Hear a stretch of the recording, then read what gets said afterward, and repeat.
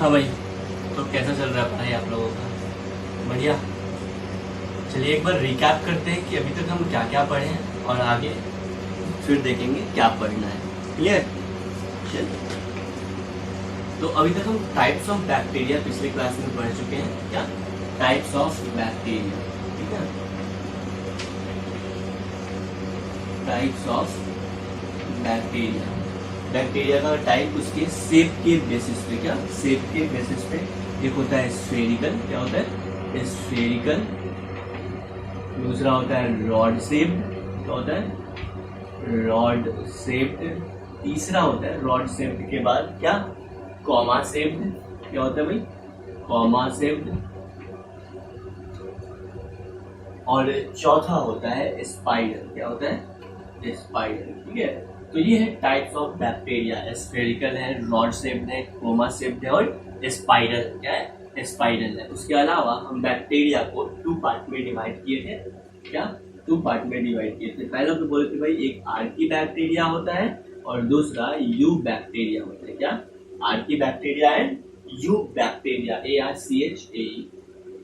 Archie bacteria होता है और यू बैक्टीरिया होता है। जो आर्की बैक्टीरिया होता है वो स्पेशल बैक्टीरिया होता है, किसी भी एडवर्स कंडीशन में सरवाइव कर लेता है, जैसे कि मिथेनोजेन, थर्मोएसिडोफिल्स, ये सब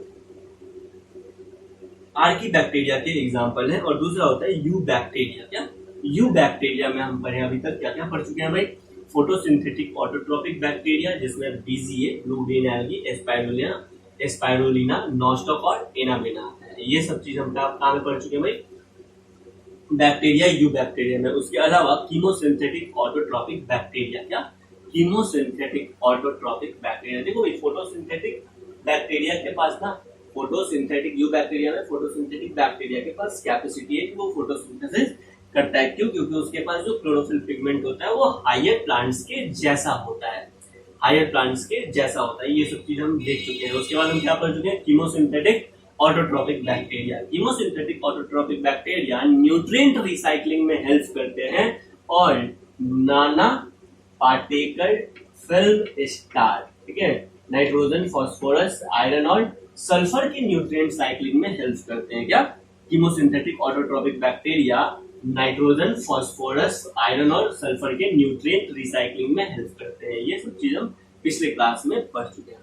आज हम पढ़ेंगे हेटेरोट्रॉपिक बैक्टीरिया। क्या पढ़ेंगे? Heterotrophic bacteria. तो नेक्स्ट हेडिंग दीजिएगा हेटेरोट्रॉपिक बैक्टीरिया। ये जो हेटेरोट्रॉपिक बैक्टीरिया होता है ना, ये नेचर में मोस्ट अबंडेंट होता है। क्या होता है? सबसे ज्यादा पाया जाने वाला बैक्टीरिया क्या होता है? Heterotrophic bacteria. तो नेक्स्ट पॉइंट में लिखेंगे heterotrophic bacteria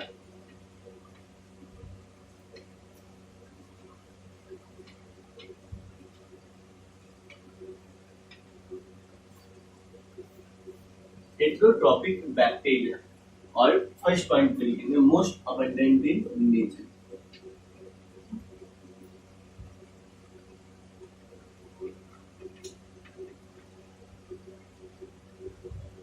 most abundant in nature, nature में सबसे ज्यादा पाए जाने वाले ऑर्गेनिज्म अगर हैं तो वो क्या है? Heterotrophic bacteria. These are mainly decomposers. ये जो मेनली होते हैं ना, इसका फंक्शन क्या होते हैं? ये डिकम्पोजर्स होते हैं। तो नेक्स्ट पॉइंट में दीज आर मेनली डिकम्पोजर्स। क्या होते हैं? मेनली ये डिकम्पोजर्स होते हैं। नेक्स्ट पॉइंट में ये तो हो गया हेटेरोट्रॉपिक बैक्टीरिया। उसके अलावा बैक्टीरिया को, अब ये हेटेरोट्रॉपिक हो गया ना, तो हेटेरोट्रॉपिक भी 2 टाइप्स का, एक हो गया सैप्रोफाइटिक और दूसरा क्या हो गया? पैरासिटिक। क्या सैप्रोफाइटिक और पैरासिटिक? सैप्रोफाइटिक मतलब जो डेड ऑर्गेनिज्म से अपना फूड ऑब्टेन करेगा, और पैरासिटिक मतलब जो लिविंग ऑर्गेनिज्म के अंदर रहेगा और उससे अपना फूड ऑब्टेन करेगा। क्लियर है? कुछ बैक्टीरिया होते हैं जो यूजफुल बैक्टीरिया होते हैं। क्या यूजफुल बैक्टीरिया होते हैं? कुछ बैक्टीरिया जो यूजफुल होते हैं। तो यूजफुल बैक्टीरिया का काम क्या है? यूजफुल बैक्टीरिया आपको कर्ड बनाने में हेल्प करते हैं, एंटीबायोटिक्स के प्रोडक्शन में हेल्प करते हैं। जो भी एंटीबायोटिक्स मार्केट में है उसमें बहुत सारा एंटीबायोटिक्स, ठीक है ना, मतलब मोर देन 80% एंटीबायोटिक हम कहां से ऑब्टेन करते हैं? बैक्टीरिया से ऑब्टेन करते हैं। कहां से ऑब्टेन करते हैं? बैक्टीरिया से ऑब्टेन करते हैं। और आप पढ़ चुके हैं कुछ बैक्टीरिया ऐसे भी हैं जो नाइट्रोजन फिक्सेशन का काम करते हैं। क्या? नाइट्रोजन फिक्सेशन का काम करते हैं, या फ्रीली नाइट्रोजन फिक्सेशन कर सकते हैं, या लेग्यूम प्लांट्स के रूट नोड्यूल्स में नाइट्रोजन फिक्सेशन का काम करते हैं। तो कुछ यूजफुल बैक्टीरिया हो गए जैसे कि कर्ड बनाने वाले बैक्टीरिया, एंटीबायोटिक बनाने वाले बैक्टीरिया, नाइट्रोजन फिक्सेशन करने वाले बैक्टीरिया। बहुत सारे हार्मफुल बैक्टीरिया भी है, और हार्मफुल बैक्टीरिया का आप नाम याद रखेंगे, एनसीईआरटी में दिया हुआ है। और डाटा इंपॉर्टेंट है, समझ में आ गया, क्योंकि यहाँ से क्वेश्चन आता है। देखेंगे, आपको बताएंगे कि कैसे क्वेश्चन आता है। हार्मफुल बैक्टीरिया, नेक्स्ट हेडिंग लिखेंगे हार्मफुल बैक्टीरिया। हार्मफुल बैक्टीरिया क्या करते हैं? आपको बीमार करते हैं, या फिर प्लांट्स को बीमार करते हैं, या फिर एनिमल्स को बीमार करते हैं। क्लियर है? तो हार्मफुल बैक्टीरिया ये डैमेज करते हैं। किसको डैमेज करते हैं? तो ये ह्यूमन को डैमेज करते हैं, डिफरेंट एनिमल्स को डैमेज करते हैं, उसके अलावा ये प्लांट्स को भी डैमेज करते हैं। किसको डैमेज करते हैं भाई? प्लांट्स को भी डैमेज करते हैं। प्लांट्स कहने का मतलब है, बोलो ना, क्रॉप। प्लांट्स कहने का मतलब क्या है? क्रॉप प्लांट, यानी एग्रीकल्चरल प्लांट्स को भी ये क्या करते हैं? डैमेज करते हैं। ठीक है, चलिए, ह्यूमन या एनिमल्स को होने वाले जो डिजीज हैं वो क्या होते हैं? बोलो, ये होते हैं कॉलेरा, टाइफाइड और टेटनस और साइट्रस कैंकर। क्या? साइट्रस कैंकर ये प्लांट में होने वाला डिजीज है। क्या? साइट्रस कैंकर प्लांट्स में होने वाला डिजीज है जो बैक्टीरिया से होता है। क्वेश्चन कैसे पूछा जाएगा? बस यही 4 नाम इंपॉर्टेंट है। क्वेश्चन कैसे पूछा जाएगा? Which of the following disease is not bacterial. समझ में आ गया? इस चारों के अलावा जो ऑप्शन होगा वही आंसर चला जाएगा। क्लियर? पूछेगा which of the following is not bacterial, तो इस बैक्टीरियल डिजीज के अलावा जो आंसर होगा वही चला जाएगा। वैसे तो बैक्टीरियल डिजीज बहुत सारे हैं, लेकिन ये 4 इंपॉर्टेंट है। क्यों? क्योंकि भाई ये एनसीईआरटी का डाटा है और क्वेश्चन इसी डाटा के बेसिस पे रहेगा आपके एग्जाम में। ठीक है, ये मैक्सिमम प्रोबेबिलिटी है। क्वेश्चन पूछेगा which of the following is not bacterial disease, तो इस चारों के अलावा जो ऑप्शन रहेगा वो चला जाएगा। या फिर क्वेश्चन पूछेगा which of the following is bacterial disease, तब इस चारों में से कोई एक रहेगा, तब वो आंसर चला जाएगा। समझ में आ रहा है बात? चलिए नेक्स्ट आते हैं कि बैक्टीरिया में रिप्रोडक्शन का क्या मेथड है, बैक्टीरिया में रिप्रोडक्शन होता कैसे है। क्लियर? तो नेक्स्ट हेडिंग देंगे रिप्रोडक्शन।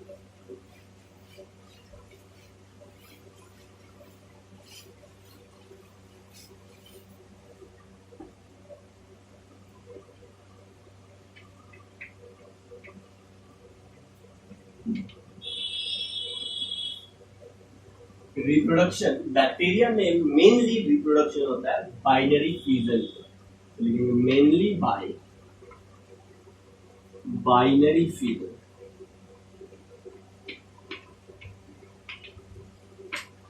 मेनली कैसे होता है? बाइनरी फ्यूजन से होता है। ठीक है, नेक्स्ट बैक्टीरिया जो है ना वो अनफेवरेबल कंडीशन में, बैक्टीरिया अनफेवरेबल कंडीशन में क्या करता है?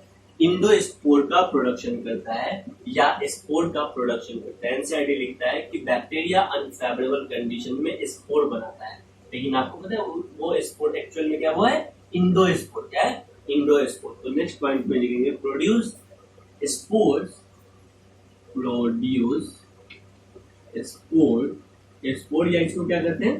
इंडोस्पोर अंडर अनफेवरेबल कंडीशन,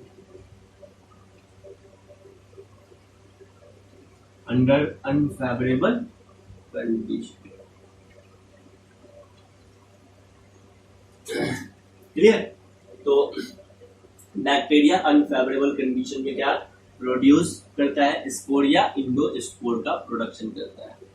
चलिए, बैक्टीरिया में एक दूसरा रिप्रोडक्शन, एक सेक्सुअल रिप्रोडक्शन के जैसा रिप्रोडक्शन देखने को मिलता है जिसको कहते हैं कॉन्जुगेशन। क्या कहते हैं? कॉन्जुगेशन। ठीक है, कॉन्जुगेशन को टाइप ऑफ सेक्सुअल रिप्रोडक्शन या सेक्सुअल रिप्रोडक्शन के जैसा या primitive type of sexual reproduction क्यों कहते हैं? सेक्सुअल रिप्रोडक्शन में क्या होता है? एक ऑर्गेनिज्म से दूसरे ऑर्गेनिज्म में गैमेट का ट्रांसफर होता है। क्या होता है? एक ऑर्गेनिज्म से दूसरे ऑर्गेनिज्म में गैमेट्स का ट्रांसफर होता है तो क्या कहते हैं, सेक्सुअल रिप्रोडक्शन कहते हैं, है ना, इसमें गैमेट का ट्रांसफर होता है। कॉन्जुगेशन में भी गैमेट ट्रांसफर होता है। गैमेट कहने का मतलब है गैमेट के पास अल्टीमेटली क्या है, तो गैमेट के पास क्या है, जेनेटिक इंफॉर्मेशन, डीएनए या आरएनए, समझ में आ गया। तो अगर जेनेटिक मटेरियल का ट्रांसफर होगा दो बैक्टीरिया के बीच तब भी उसको क्या कहेंगे, कॉन्जुगेशन कहेंगे। और ऐसा लगता है कि भाई ये सेक्सुअल रिप्रोडक्शन के जैसा है, एक्चुअली सेक्सुअल रिप्रोडक्शन है नहीं, लेकिन क्या है, सेक्सुअल रिप्रोडक्शन के जैसा है। क्लियर। तो कॉन्जुगेशन में क्या होता है, एक बैक्टीरिया दूसरे बैक्टीरिया के बीच एक कॉन्जुगेशन ट्यूब का फॉर्मेशन होता है। क्या बोलते हैं, कॉन्जुगेशन ट्यूब का फॉर्मेशन होता है और बैक्टीरिया अपना जेनेटिक मटेरियल ट्रांसफर करता है एक बैक्टीरिया से दूसरे बैक्टीरिया में, तो इसको क्या कहते हैं, कॉन्जुगेशन कहते हैं, जो सेक्सुअल रिप्रोडक्शन के जैसा होता है। ठीक है। गैमेट का ट्रांसफर दो बैक्टीरिया के बीच ट्रांसफॉर्मेशन में भी होता है, क्या ट्रांसफॉर्मेशन में भी होता है या ट्रांसडक्शन में भी होता है, तो वो आगे हम डिटेल में पढ़ेंगे। ठीक है, चलिए। तो बैक्टीरिया में reproduction according to NCERT mainly binary fission के द्वारा होता है या अनफेवरेबल कंडीशन में ये इंडोस्पोर का प्रोडक्शन भी करते हैं, क्या इंडोस्पोर का भी प्रोडक्शन करते हैं, और इसमें कंजुगेशन भी देखने को मिलता है, क्या कंजुगेशन भी देखने को मिलता है। आपको पता है एक बैक्टीरिया 20 मिनट्स में, कितने मिनट्स में, 20 मिनट्स में अपने नंबर्स को डबल कर लेता है, यानी वो 20 मिनट में रिप्रोड्यूस करता है। एक बैक्टीरिया सेल डिवीजन करके या बाइनरी फ्यूजन करके 20 मिनट्स में, ओनली 20 मिनट्स में एक बैक्टीरिया से क्या बन जाता है, दो बैक्टीरिया बन जाता है। नेक्स्ट 20 मिनट्स में दो से क्या हो जाता है, ये 4 हो जाता है। नेक्स्ट 20 मिनट में 4 से क्या हो जाएगा, 8 हो जाएगा। सेल डिवीजन पता है ना, जिसमें सेल डिवाइड करता है और डॉटर सेल का फॉर्मेशन करता है, उसको कहते हैं सेल डिवीजन। ये सेल डिवीजन दो तरह का होता है, एक होता है माइटोसिस और दूसरा होता है मियोसिस। 11th में आपको ये डिटेल में पढ़ना है, हम पढ़ेंगे।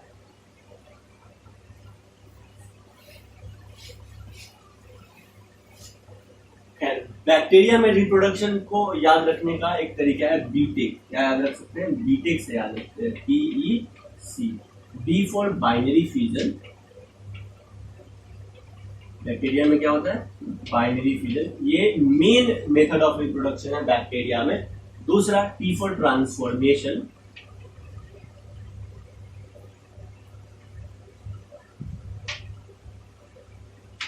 ई फॉर इंडोस्पोर फॉर्मेशन और सी फॉर, बोलो ना, सी फॉर कॉन्जुगेशन। क्या, कॉन्जुगेशन। तो ये इतना मेथड ऑफ रिप्रोडक्शन है बैक्टीरिया में। नेक्स्ट, बैक्टीरिया खत्म हो गया। एक पॉइंट दिया हुआ है माइकोप्लाज्मा के बारे में। जो माइकोप्लाज्मा होते हैं ना, माइकोप्लाज्मा, ये भी बैक्टीरिया में ही आते हैं। क्यों बैक्टीरिया में आते हैं, क्योंकि माइकोप्लाज्मा में भी बैक्टीरिया के जैसा ट्रू न्यूक्लियस नहीं होता है, और जिसके पास ट्रू न्यूक्लियस नहीं है वो क्या है, प्रोकैरियोटिक है। क्या है वो, प्रोकैरियोटिक है। आपको पता है पहले बैक्टीरिया को प्लांट्स के जैसा माना जाता था। क्यों, क्योंकि बैक्टीरिया के पास भी क्या होता है, रिजिड सेल वॉल होता है। क्या होता है, रिजिड सेल वॉल होता है। ठीक है, लगभग सारे बैक्टीरिया के पास क्या होता है, रिजिड सेल वॉल होता है। लेकिन माइकोप्लाज्मा जिसको रखा गया है मोनेरा किंगडम में, मतलब बैक्टीरिया के साथ, लेकिन इसके पास सेल वॉल नहीं होता है। सारे बैक्टीरिया के पास सेल वॉल होता है, लेकिन माइकोप्लाज्मा के पास सेल वॉल नहीं होता है। सेल वॉल नहीं होता है तो सर बैक्टीरिया में क्यों रख दिए इसको, या मोनेरा किंगडम में क्यों रख दिए, इसलिए रख दिए क्योंकि इसके पास ट्रू न्यूक्लियस नहीं है। क्यों रख दिए, क्योंकि इसके पास ट्रू न्यूक्लियस नहीं है। क्लियर है। तो आइए समझते हैं माइकोप्लाज्मा। माइकोप्लाज्मा को पीपीएलओ भी कहते हैं। क्या कहते हैं, पीपीएलओ भी कहते हैं, fluoro pneumonia like organism. PPLO का फुल फॉर्म क्या है, fluoro pneumonia like organism. Mycoplasma को क्या कहते हैं, पीपीएलओ भी कहते हैं। क्यों, देखते हैं। Fluoro pneumonia like organism. ये जो माइकोप्लाज्मा है ना, माइकोप्लाज्मा ये अभी तक का स्मॉलेस्ट नोन सेल है। क्या है, अभी तक जितने भी हम सेल को जानते हैं उसमें सबसे छोटा सेल कौन है, स्मॉलेस्ट सेल कौन है, माइकोप्लाज्मा है। कौन है, माइकोप्लाज्मा है। सबसे छोटा सेल क्या है, माइकोप्लाज्मा। क्लियर। इसका दूसरा नाम पीपीएलओ भी है। क्या है? PPLO, pleuro pneumonia like organism. Pleuro pneumonia like organism. क्या कहते हैं इसको? Pleuro pneumonia like organism, PPLO. ये स्मॉलेस्ट सेल है। क्या है? स्मॉलेस्ट सेल है। क्लियर यहां तक? आगे बढ़ते हैं।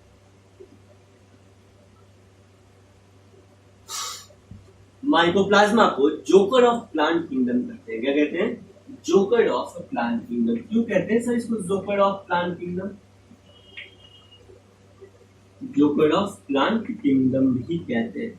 ऐसा इसलिए जोकर ऑफ प्लांट किंगडम पहले कहते थे। सबसे पहला बात कि बैक्टीरिया को पहले प्लांट में रखते थे। क्यों? क्योंकि ये कुछ ग्रीन फोटोसिंथेटिक होता था और उसके पास सेल वॉल होता है, और सेल वॉल प्लांट का कैरेक्टरिस्टिक फीचर है। इसलिए बैक्टीरिया को पहले प्लांट किंगडम में रखते थे। लेकिन समय एडवांस होता गया, माइक्रोस्कोप का खोज होता गया, तब उसको प्रोकैरियोट यानी सेल स्ट्रक्चर के बेसिस पे बांट दिया, जो भी रिसेंटली चल रहा है आरएच विटाकर क्लासिफिकेशन के द्वारा, कि भाई सेल स्ट्रक्चर के बेसिस पे। मतलब भाई आपको पता है ना कि जो क्लासिफिकेशन है आरएच विटाकर का 5 किंगडम सिस्टम, उसको मेनली किस बेसिस पे डिवाइड किया गया है? सेल स्ट्रक्चर के बेसिस पे डिवाइड किया गया है। क्यों? क्योंकि तुम याद करो जब ऑर्गेनिज्म को हम 2 पार्ट में डिवाइड किए थे, जहां से डिवाइड शुरू किए थे, तो मेनली किस बेसिस पे डिवाइड किए थे? सेल स्ट्रक्चर के बेसिस पे डिवाइड किए थे। पहला तो प्रोकैरियोटिक और दूसरा यूकैरियोटिक। है इसको जोकर ऑफ प्लांट किंगडम कहते हैं। क्यों? क्योंकि ये अपना रूप बदलता रहता है। क्या? रूप बदलता रहता है। जैसे जोकर अपना रूप बदलते रहते हैं ना, वैसे ही ये भी अपना रूप बदलता रहता है। कौन? माइकोप्लाज्मा। इसलिए इसको क्या कहते हैं? जोकर ऑफ प्लांट किंगडम कहते हैं। ये अपना रूप क्यों बदलता है आपको पता है? क्योंकि इसके पास सेल वॉल नहीं होता है, सिर्फ सेल मेम्ब्रेन होता है। तो सेल वॉल एब्सेंट, इसके पास क्या होता है? सेल वॉल एब्सेंट होता है। क्या होता है भाई? सेल वॉल एब्सेंट होता है। So change their cell, so they can change their shape. ये अपने शेप को चेंज कर सकते हैं। ठीक है, इसलिए इसको क्या कहते हैं? Joker of plant kingdom. और वैसे ऑर्गेनिज्म जो अपने शेप को बदलते रहते हैं, जिसका बहुत सारा रूप होता है, जिसका बहुत सारा मॉर्फोलॉजी होता है, उसको बोलते हैं, क्या बोलते हैं? प्लियोमॉर्फिक। क्या बोलते हैं भाई? प्लियोमॉर्फिक। तो ये जो है ना, ये प्लियोमॉर्फिक ऑर्गेनिज्म। क्या भाई?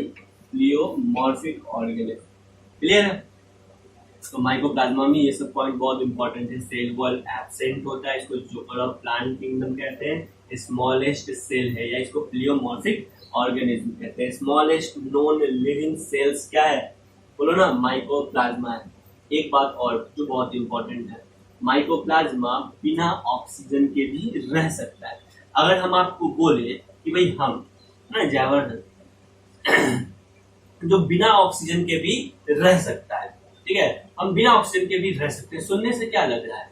ऐसा लग रहा है कि हम रहते ऑक्सीजन के प्रेजेंस में हैं, लेकिन कभी कभी जरूरत के हिसाब से हम बिना ऑक्सीजन के भी रह सकते हैं। यही ना हुआ?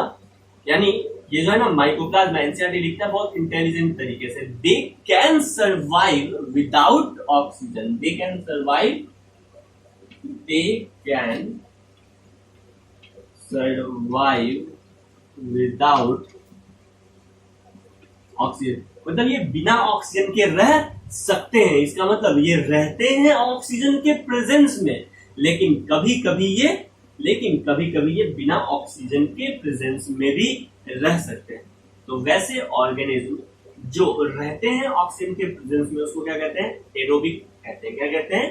एरोबिक कहते हैं। और वैसे ऑर्गेनिज्म जो ऑक्सीजन के एब्सेंस में रहते हैं, उसको क्या कहते हैं? एनएरोबिक कहते हैं। लेकिन वैसे ऑर्गेनिज्म जो रहते हैं एरोबिक यानी ऑक्सीजन के प्रेजेंस में, लेकिन कभी कभी ऑक्सीजन के एब्सेंस में भी रह सकते हैं, वैसे ऑर्गेनिज्म को क्या कहते हैं पता है? कभी कभी एनएरोबिक, मतलब फैकल्टेटिव एनएरोबिक। क्या कहते हैं? फैकल्टेटिव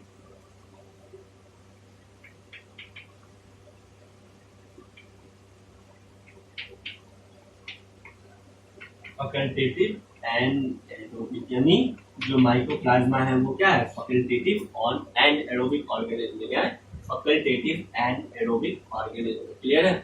ये जो माइकोप्लाज्मा है ये पैथोजेनिक होते हैं, मतलब डिजीज कॉज करते हैं प्लांट में भी और एनिमल में भी। क्या, प्लांट में भी और एनिमल में भी। तो ये लिखिएगा pathogenic to plant and animal, pathogenic to plants and animal.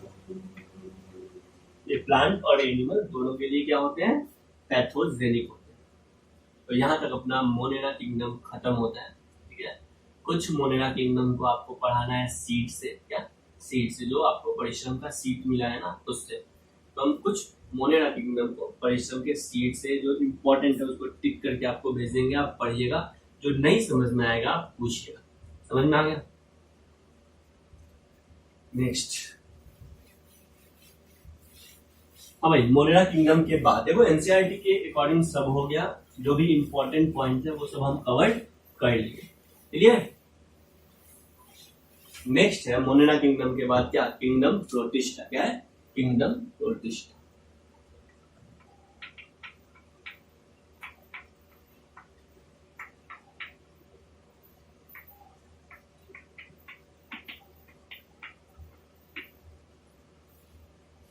Kingdom protista.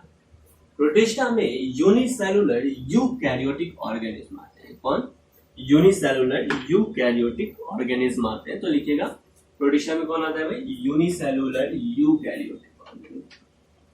Unicellular eukaryotic organism आता है। कौन आता है, यूनिसेलुलर यूकैरियोटिक ऑर्गेनिज्म। ठीक है। प्रोटिस्टा किंगडम का कोई फिक्स्ड बाउंड्री नहीं है, कोई वेल डिफाइंड बाउंड्री नहीं है। जैसे मोनेरा किंगडम में था ना भाई कि यूनिसेलुलर प्रोकैरियोटिक ऑर्गेनिज्म आते हैं। ठीक है, लेकिन यहाँ पे कोई फिक्स बाउंड्री नहीं है प्रोटिस्टा का। क्यों, क्योंकि इसमें प्लांट लाइक ऑर्गेनिज्म है, एनिमल्स लाइक ऑर्गेनिज्म और फंजाई लाइक ऑर्गेनिज्म है। जैसे प्लांट किंगडम में भी फिक्स है कि फोटोसिंथेटिक ऑटोट्रॉपिक मल्टीसेलुलर ऑर्गेनिज्म आएंगे। एनिमल किंगडम में भी फिक्स है कि नॉन फोटोसिंथेटिक या फिर हेट्रोट्रॉपिक मल्टीसेलुलर यूकैरियोटिक ऑर्गेनिज्म आएंगे। कहाँ पे, एनिमल किंगडम में। फंगस में भी फिक्स है कि भाई मल्टीसेलुलर हेट्रोट्रॉपिक यूकैरियोटिक ऑर्गेनिज्म आएंगे फंगस में। ठीक है, या फंजाई किंगडम में। लेकिन प्रोटिस्टा किंगडम में कोई फिक्स बाउंड्री है ही नहीं। क्यों नहीं है भाई इसका फिक्स बाउंड्री, क्योंकि इसमें प्लांट लाइक ऑर्गेनिज्म है, एनिमल्स लाइक ऑर्गेनिज्म है, फंजाई लाइक ऑर्गेनिज्म है। तो पहला पॉइंट इसमें लिखेंगे किंगडम प्रोटिस्टा में, boundaries of kingdom protist is not well defined. Boundary of protista kingdom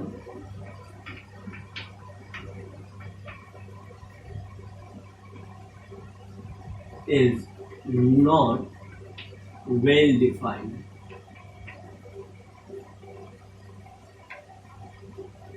well defined boundary नहीं है इसका। क्यों, इसलिए वेल डिफाइंड नहीं है क्योंकि इसमें प्लांट लाइक एनिमल्स में क्या, सॉरी प्लांट लाइक ऑर्गेनिज्म है, प्लांट लाइक ऑर्गेनिज्म है, एनिमल लाइक ऑर्गेनिज्म है और फंजाई लाइक ऑर्गेनिज्म। क्या भाई, फंजाई लाइक ऑर्गेनिज्म। चलिए, प्रोटिस्टा कैसे होते हैं, यूनिसेलुलर यूकैरियोटिक होते हैं। कैसे होते हैं भाई, यूनिसेल्युलर यूकैरियोटिक ऑर्गेनिज्म होते हैं। क्या होते हैं, यूनिसेलुलर यूकैरियोटिक ऑर्गेनिज्म। क्लियर है, क्या होते हैं, यूनिसेलुलर यूकैरियोटिक ऑर्गेनिज्म होते हैं। ये यूनिसेलुलर यूकैरियोटिक ऑर्गेनिज्म इवॉल्व कहां से हुआ, यूनिसेलुलर प्रोकैरियोटिक से हुआ। कहां से हुआ, यूनिसेलुलर प्रोकैरियोटिक से हुआ। यूनिसेल्युलर प्रोकैरियोटिक से हुआ। कहां से हुआ, यूनिसेलुलर प्रोकैरियोटिक से हुआ। और ये यूनिसेलुलर यूकैरियोटिक ऑर्गेनिज्म आगे इवॉल्व किसमें होगा, मल्टीसेलुलर यूकैरियोटिक में होगा। किसमें होगा भाई, मल्टीसेल्युलर यूकैरियोटिक में होगा। तो देखो ये जो प्रोटिस्टा किंगडम है ना, प्रोटिस्टा किंगडम, ये यूनिसेलुलर यूकैरियोटिक है। जो इवॉल्व हुआ है यूनिसेलुलर प्रोकैरियोटिक से, जो आगे बनाएगा मल्टीसेलुलर यूकैरियोटिक ऑर्गेनिज्म को, क्या मल्टीसेलुलर यूकैरियोटिक ऑर्गेनिज्म। आया समझ में? तो ये जो ग्राफिकल रिप्रेजेंटेशन है ना, यूनिसेलुलर प्रोकैरियोटिक से इवॉल्व हो गया यूनिसेलुलर यूकैरियोटिक, यूनिसेलुलर यूकैरियोटिक से इवॉल्व हो गया मल्टीसेलुलर यूकैरियोटिक। ये इंपॉर्टेंट है, तो इससे क्वेश्चन पूछा जा सकता है। ये जो प्रोटिस्टा किंगडम के मेंबर्स होते हैं, क्या प्रोटिस्टा किंगडम के मेंबर्स होते हैं, वो मेनली एक्वेटिक होते हैं। क्या होते हैं? मेनली एक्वेटिक होते हैं, क्योंकि आपको पता है यहाँ पे लाइफ जस्ट शुरू हो रहा है। प्रोटिस्टा के पास लाइफ का बस बिगिनिंग हो रहा है, लाइफ का एडवांसमेंट हो रहा है। और आपको पता है जो भी लाइफ का बिगिनिंग स्टेज होगा वो लैंड पे नहीं होगा। कहाँ पे होगा? वो वाटर में ही होगा। कहाँ पे होगा? वाटर में ही होगा। तो लिखेंगे इट इज मेनली एक्वेटिक। ये मेनली क्या होते हैं? एक्वेटिक होते हैं। तो next point, it is mainly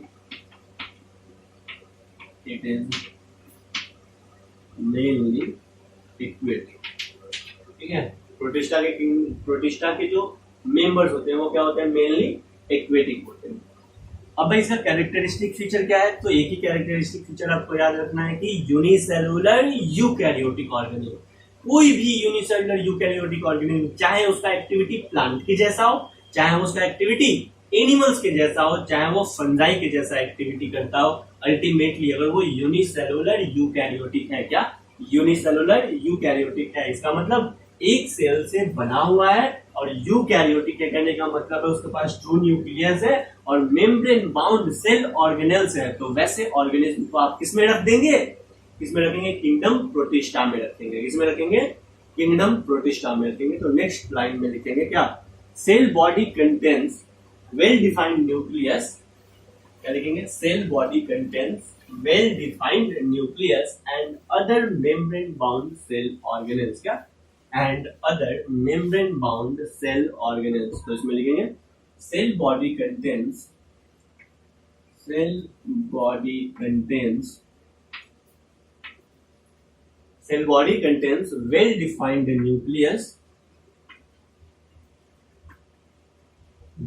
defined nucleus cell body contains well defined nucleus and other membrane bound cell organelles।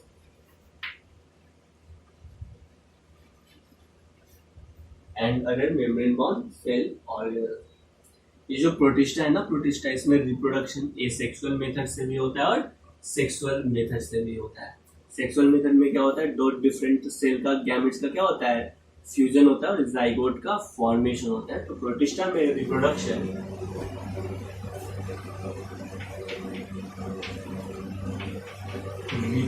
In protista कैसे कैसे होता है? यहाँ पे एसेक्सुअली रिप्रोडक्शन भी हो सकता है और सेक्सुअल रिप्रोडक्शन भी देखने को मिलता है। सेक्सुअल रिप्रोडक्शन में 2 हैप्लॉइड गैमेट्स में फ्यूजन होता है और फ्यूजन होने के बाद क्या बनता है? डिप्लॉइड यानी 2 एंड जाइगोट बनता है। क्या बनता है भाई? जाइगोट का फॉर्मेशन होता है। तो प्रोटिस्टा में रिप्रोडक्शन सेक्सुअल और एसेक्सुअल दोनों हो सकता है। हम क्या पढ़ रहे हैं? हम पढ़ रहे हैं किंगडम प्रोटिस्टा। क्या पढ़ रहे हैं? Kingdom protista. सुनना भाई ध्यान से। टोटल लाइफ के कितने किंगडम होते हैं? 5 किंगडम होते हैं। कौन कौन सा? मोनेरा, प्रोटिस्टा, फंजाई, प्लांटी और एनिमेलिया। यही तो था ना, टोटल ऑर्गेनिज्म के 5 किंगडम थे। तो पहला किंगडम मोनेरा हम पढ़ चुके, दूसरा प्रोटिस्टा पढ़ रहे हैं। तुमको हिरार्किकल अरेंजमेंट याद है? केपीसी ऑफ जीएस,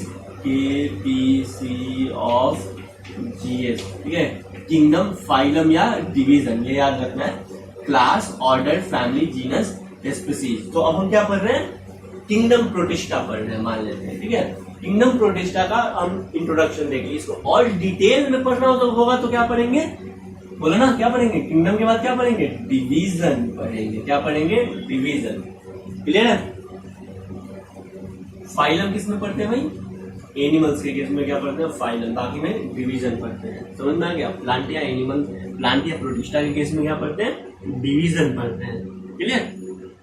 या फिर फंजाई के केस में भी क्या पढ़ते हैं, डिवीजन पढ़ते हैं, क्या है? तो अब हम डिवीजन पढ़ेंगे, तो किंगडम के बाद क्या आएगा, डिवीजन, क्लियर। तो नेक्स्ट हेडिंग देंगे डिवीजन ऑफ प्रोटिस्टा, क्या, डिवीजन ऑफ प्रोटिस्टा। आपको याद है डिवीजन का सफिक्स क्या होता है, डिवीजन का सफिक्स क्या होता है, डिवीजन का सफिक्स होता है या फाइलम का सफिक्स क्या होता है, फाइटा, क्या होता है भाई, फाइटा है। तो नेक्स्ट अब हम पढ़ने जा रहे हैं डिवीजन ऑफ प्रोटिस्टा। क्या पढ़ने जा रहे हैं, division of protista, division of protista. चलिए, जो पहला डिवीजन है वो है क्राइसोफाइटा, क्या है, Chrysophyta.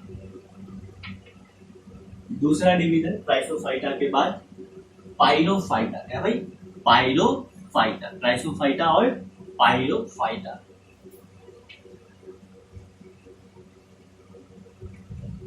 Chrysophyta then pyrrophyta then यूग्लिनोफाइटा।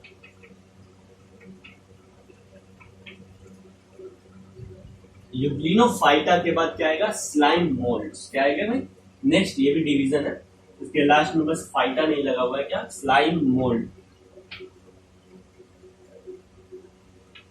Slime moulds. And slime moulds के बाद क्या आएगा, बोलो ना, स्लाइम मोल्ड्स के बाद आएगा प्रोटोजोआ, क्या, प्रोटोजोआ। ये आपको याद रखना है भाई कि प्रोटिस्टा के 5 डिवीजन को हमको पढ़ना है, क्या, 5 डिवीजन को पढ़ना है। पहला क्या हो गया, क्राइसोफाइटा, दूसरा हो गया पाइलोफाइटा, तीसरा हो गया यूग्लिनोफाइटा। एक बार रिकैप करते हैं, क्राइसोफाइटा, पाइलोफाइटा, यूग्लिनोफाइटा, नेक्स्ट स्लाइम मोल्ड, और सबसे लास्ट में क्या है, प्रोटोजोआ। क्या पढ़ते हैं, प्रोटोजोआ। जो क्राइसोफाइटा में आते हैं ना, वो कौन से ऑर्गेनिज्म आते हैं, कैसे ऑर्गेनिज्म आते हैं क्राइसोफाइटा में आते हैं, तो क्राइसोफाइटा में आते हैं, बोलो ना, कैसे ऑर्गेनिज्म, डाइटम्स एंड डिस्माइड्स आते हैं, क्या, डाइटम्स एंड डिस्माइड्स, डाइटम्स एंड डिस्माइड्स, ये क्राइसोफाइटा में आते हैं। पाइरोफाइटा में क्या आता है, तो पाइरोफाइटा में आता है डाइनोफ्लैजिलेट, क्या, डाइनोफ्लैजिलेट्स। नेक्स्ट यूग्लिनोफाइटा में आता है यूग्लिनोइड्स या यूग्लिना, क्या, यूग्लिना, कैसे कहते हैं, यूग्लिनोइड्स। नेक्स्ट स्लाइम मोल्ड्स में क्या आता है, फंजाई लाइक ऑर्गेनिज्म आते हैं, क्या, फंजाई लाइक ऑर्गेनिज्म आते हैं, इसलिए इसको कहते हैं फॉल्स फंजाई। क्या कहते हैं, फॉल्स फंजाई, जो फंजाई नहीं है, फंजाई के जैसा है, तो क्या, फॉल्स फंजाई। और प्रोटोजोआ में क्या आता है, animal like heterotrophic organism, amoeba, paramecium, ये सब किसमें आता है, प्रोटोजोआ में आता है, एनिमल लाइक हेटरोट्रॉपिक। तो देखो भाई, प्रोटिस्टा में हमको 5 डिवीजन पढ़ना है। पहला क्राइसोफाइटा, जिसमें डाइटम्स और डिस्माइड पढ़ना है, ये ऑटोट्रॉपिक होते हैं प्लांट के जैसे। पाइरोफाइटा में डाइनोफ्लैजिलेट पढ़ना है, ठीक है, ये भी कुछ फोटोसिंथेटिक होते हैं, कुछ फोटोसिंथेटिक नहीं होते, कुछ एनिमल के जैसा बिहेव करते हैं। कुछ हमको इसमें यूग्लिनोफाइटा पढ़ना है, इसमें ये एनिमल और प्लांट दोनों के जैसा बिहेव करता है। तो ये आपको बताता है यूग्लिनोफाइटा या यूग्लिना कि भाई हम हैं एनिमल और प्लांट को कनेक्ट करने वाले connecting link. Connecting link between plant and animal क्या होता है, यूग्लिना होता है। इसके पास दोनों का प्रॉपर्टी है, लाइट के प्रेजेंस में ये फोटोसिंथेसिस करता है और लाइट के एब्सेंस में ये प्रीडेटर की तरह एक्ट करता है, यानी एनिमल्स की तरह एक्ट करता है, अपने से छोटे ऑर्गेनिज्म को मारकर खा जाता है। उसके बाद हम पढ़ेंगे स्लाइम मोल्ड, जो फंजाई लाइक ऑर्गेनिज्म है। उसके बाद हम पढ़ेंगे प्रोटोजोआ, जो एनिमल लाइक ऑर्गेनिज्म है, हेटरोट्रॉपिक, पैरामीशियम, अमीबा, अपने फूड के सर्च में इधर उधर भागता है और फिर फूड को खाता है। यहाँ पे आपको सेल वॉल नहीं मिलेगा, समझ में आ गया, क्योंकि एनिमल में सेल वॉल नहीं होता है। तो ये वर्ड टोटल हमको पढ़ना है, 5 डिवीजन था प्रोटिस्टा के अंदर में। कौन कौन सा, एक बार रिकैप करते हैं, क्राइसोफाइटा, पाइलोफाइटा, यूग्लिनोफाइटा, उसके अलावा स्लाइम मोल्ड्स और 5वां प्रोटोजोआ। तो डिटेल में हम एक एक करके अगले क्लास में उसको पढ़ेंगे, किंगडम प्रोटिस्टा को कंटिन्यू करेंगे। आज के लिए इतना ही। आप एनसीईआरटी जरूर पढ़ेंगे, एनसीईआरटी में कोई भी लाइन अगर नहीं समझ में आ रहा है तो आप उसको जरूर पूछिए।